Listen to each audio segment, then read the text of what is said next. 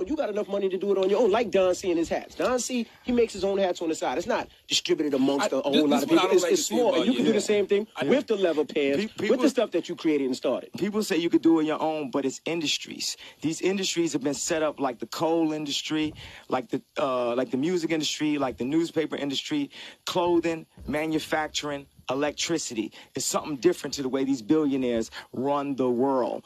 And we not a part of that. We've only been let in on a communication level. It's a new form of cotton that we all picking. You communicating radio every day. I'm commuting music every day. But what I'm trying to tell y'all is ain't none of us free. Ain't none of us billionaires. Billionaires, they don't care. They do whatever. You don't have to be a billionaire to be free. Yeah, stop equating freedom to money, my brother. Where does that mentality come from? It comes...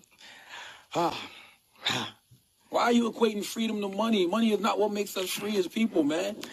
Y'all would like to, they would like us to think that we are free, but we completely control. We control by a Nike sign. We control by peer pressure. We control by the longing for a particular car to set at a high price. Why do Benzes cost so much? Zara and H&M came and beat Louis Vuitton ass in a matter of short time. What they do, the reason why we want that so much is because they take the creatives from St. Martin's mostly, where Ricardo Tisci, Phoebe Philo, Alexander McQueen came from. And all those guys go and work at Louis Vuitton, like Marc Jacobs, they work at Givenchy, they work at these different places, and they make that stuff that's so good that that's what we want the most. So basically, the most talented people at making visuals and making apparel are put in a luxury box by a small group of billionaires and made us wish to desire LV and fight amongst ourselves and like walk around with a bag and stuff. And what I'm saying is I learned at this point from being in Paris, where I said I wanted to Mandela the buildings. I wanted to go in Louis Vuitton store and like start ripping stuff down. But what I did is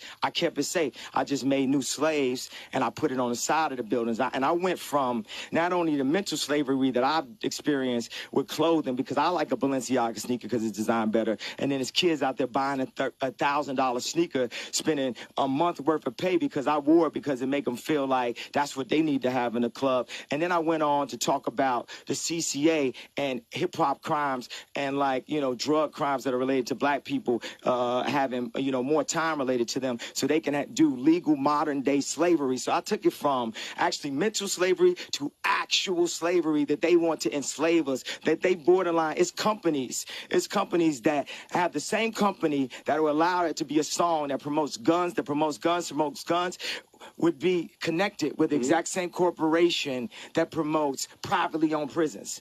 It's actually the same company. It's actually slavery today.